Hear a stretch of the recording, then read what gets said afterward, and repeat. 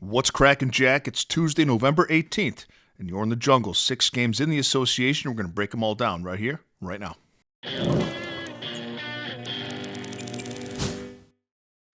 Greetings, everybody. Welcome back to the show. And if you're joining us for the first time, welcome to the jungle. I'm going to break down all 6 games in the association and give you my best bet, sometimes 2, for each one of those games. I'm also going to leave for you 2 links in the comments section. The first link is to my $5 favorite play of the day. And for just $5 and no further obligation, you get my best bet of the day text to your phone. Yesterday's play was Benedict Mathurin of the Pacers over 15.5 points. He crushed it with 25. Congratulations to all who cashed. The second link is to become a Jungle member. And as a member, for as little as 55 cents a day, you get my full betting card sent to your phone every single morning. You also get access to our members-only Discord and a direct line to me if you'd like me to opine on any other bet that you're considering placing. We have a free weekly trial. Take it for a test spin and see if it's for you. Yesterday's full recap is brought to you by Outlier.bet, the top name in sports betting research, and by Red Lobster. A reminder from corporate headquarters that the Quebec City location will be closed this Sunday as they host the Canadian Rock, Paper, Scissors National Championship. Gord Lafleur is the betting favorite to repeat. The odds on him are minus 120. You can bet on him wherever betting is legal near you. We were 4-1 yesterday. We hit. Now remember, when I recap my plays that I bet and plays I send out to Jungle members. So I send them my betting card. When I do these videos, these are my favorite bets for every game. I'm telling you, we're running down the whole slate. I don't bet every single game myself. So the recap is what I bet and what I gave the Jungle members, and they bet. So we were 4-1 yesterday. We hit on Donovan Mitchell over 28.5 points. We hit on Benedict Mathurin over 15.5 points. Con Knipple over 16.5 points. And one of the things I do with members is if there's something I love in-game, I send out a text alert and I put it in the Discord. And that yesterday was Cleveland money line for plus money when they were down in the first quarter. We hopped on that. We hit that as well. So we were 4-1.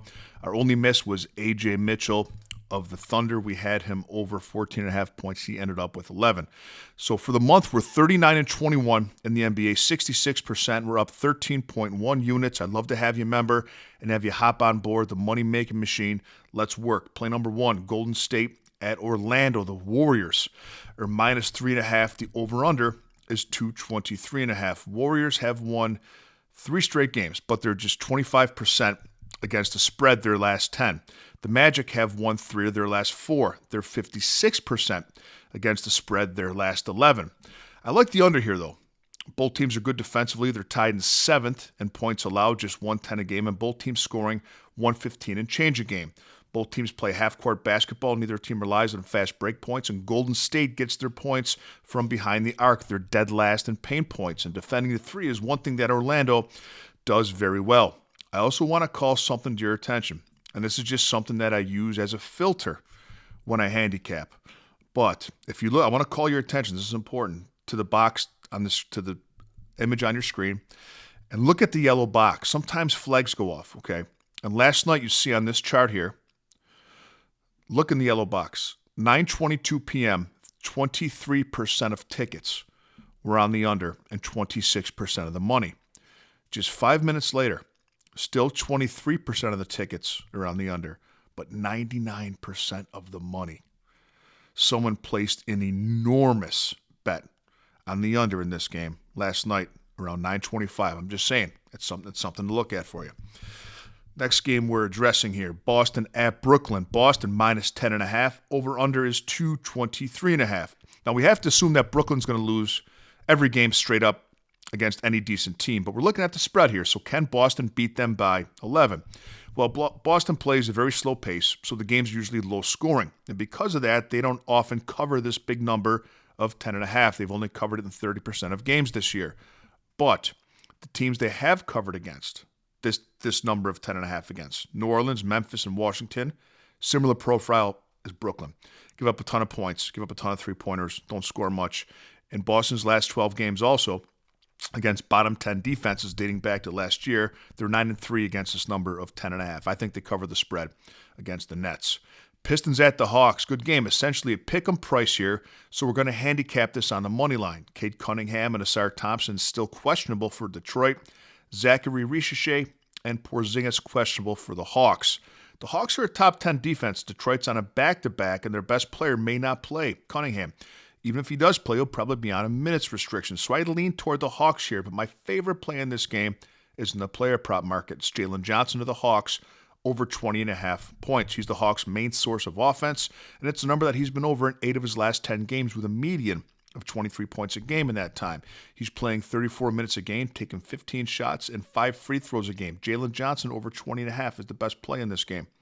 Next game up is Memphis at San Antonio. Grizz plus 6.5. The over-under 231.5. John Morant out for Memphis. You'll see him on Instagram doing something silly, I'm sure. Wemby and Castle out for San Antonio. Should be a lot of De'Aaron Fox and a lot of Devin Vassell tonight against the bottom 10 defense that gives up 120 points a game, and that's where I want to go here. We're taking De'Aaron Fox over 25.5 points. He's already seen a huge uptick in usage in the 2 games without Wemby and Castle. In those 2 games, he shot at least 20 times in both of them and at least 8 3-pointers in both of them. He recorded 28 and 24 points in those 2 games. I like him today over 25.5. Utah at the Lakers. Jazz plus 12.5. Pardon me, over under 237.5. LeBron James returns for LA, and aren't we all so proud of him? 12.5 is a big number to cover against a team that scores a lot of points and has a lot of scores. The Lakers have only covered this number of 12.5 20% of games this season, and this number in general and the Jazz have covered this number in 75% of their games. They have too many scores to give this many points. Take the Jazz with the 12.5 and also consider Lauri Markkanen of Utah over 26.5 points. He has a median of 32 points a game this season. In his last 3 games, he scored 35, 40, and 47. I like Markkanen a lot today in a high-scoring game. Last game we're looking at, Phoenix at Portland. Phoenix plus 2.5. The over-under is 236.5. I think the wrong team's favorite here. The Suns have been playing great basketball. They won 5 of their last 6. Their only loss came last game in a close game to the Hawks. They lost by just 2 points. And they were also underdogs in that game, so they covered the spread. In fact, the Suns have covered the spread in 9 of their last 10 games. This is a team that the books haven't caught up to yet this season. Take Phoenix plus the 2.5 and also look at Dylan Brooks over 17.5 points. Have a great day, Jungle Nation, and I'll see you tomorrow with a little more money in your pocket.